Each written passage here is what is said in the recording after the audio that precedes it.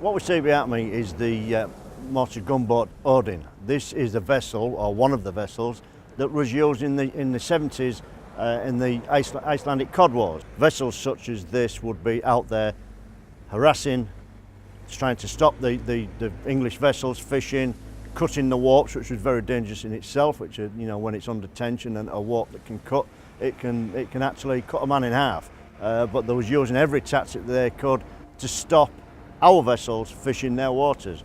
Now what that was all about was an Icelandic government that actually appreciated the Icelandic fishing industry and knew to what value it was to their economy. And they fought very hard to stop that, stop our vessels fishing their waters.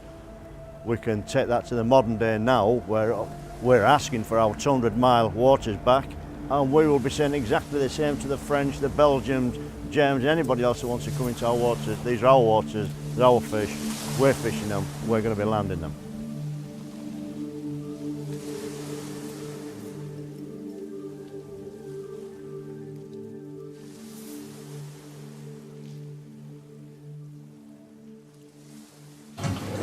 Well, today I've learned that an Icelandic fisherman with an under 10 metre boat can catch 750 kilos of fish a day. My fishermen can catch 250 kilos a month. And even if it's bad weather and they don't manage to catch that fish in that month, they can't even carry it forward to the next month. So what is our government doing about that? I'm embarrassed. We're on the docks, as you can see, the ship's behind me, and what we're doing is examining post-Brexit what sort of industry we will have, what we would like to have for our fishing industry. Now you've got this vessel in now, it's come in early this morning, 4 o'clock, it came in, it's been turned round and it'll be out by 10 o'clock tonight with a completely new crew. How does that system work? Yes, we have 36 people on the boat, so 18 are fishing each month, so they take 11 trips a year. So they take 5 trips 1 year and then 6 trips the next year. By getting a stable crew, of course, we lower our cost, and they take good care of the ship. The product is very good, it's highly quality product, because the fishermen, they know exactly how many hours they can tow. We cool the fish immediately when it comes in, we package it, and we have very good clients who buy the fish from us every year because they know exactly the quality of the fish. So we're going to 2019 we'll be out of the European Union, the CFP. You've met with Michael Gove, one of the ministers, he's come over here to speak to you. What message have you got for the British government and for the British fishermen and the British fishing industry as a whole? I think you should just bring your Prime Minister over here and show her our industry and the labour leader and the industrial leader and also the leaders of your fishermen, and you just see what we are doing, and we have an excellent system. Yeah. It's like how can I say, if this was football, would be the best league in the world.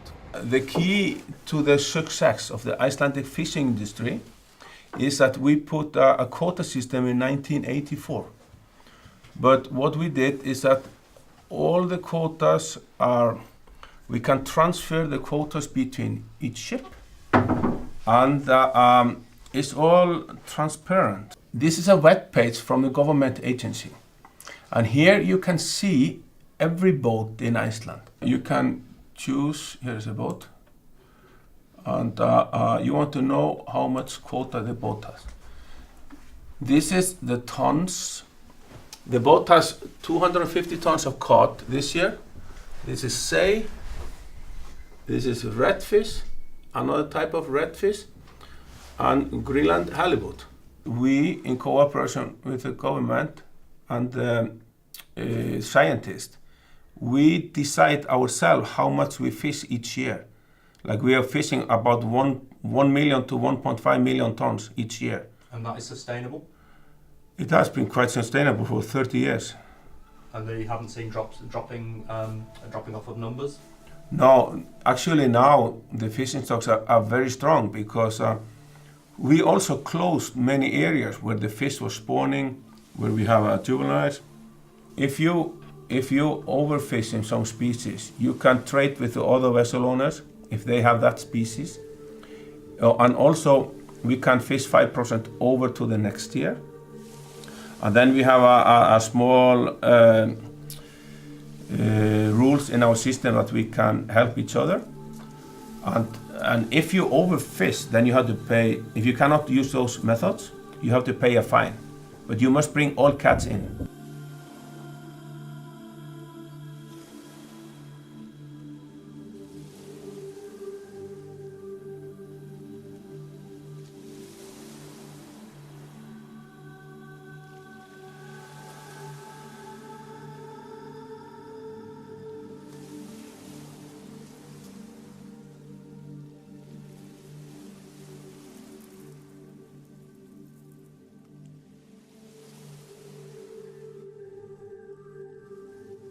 I've learnt a great deal on my trip to Iceland.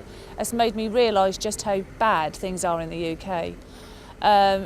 To watch the way that this country has progressed and to see how much failure I have in my own country, I'm quite actually embarrassed. When we've met with processors, we've met with trawler owners, and we've met with the technical side of it, boat building and everything like that. It is very evident now how behind, years behind we are as an industry in Great Britain, and we have to invest into that post-Brexit. These people don't talk about fishermen no more. It's not fishermen. These are skilled, technical working people that work on these boats, and it's going to get more technical. The new boats that are coming in are fantastic for efficiency and bringing fish on board and having an industry that will be sustainable in the future. The things I'd like implemented is the way that the industry is taken seriously. That is one thing that I have learned. I've learned that these are real people doing real jobs and bringing in money into their country and building on that. So coming out of the EU, I think we must look at the way that the Icelandics are progressing in the fishing industry. We have great things to learn from these people, and I can see within 10, 15 years, the UK starting to gradually get big again like we were. This is not going to be an overnight success. This is going to take 30 to 40 years to bring this industry back again. We have to plan that, we have to realise that. And we have to get that across to the fishermen, that this is what we need to do to bring you up to speed, to bring you up to date, and give you an industry and your children and your grandchildren an industry in the future.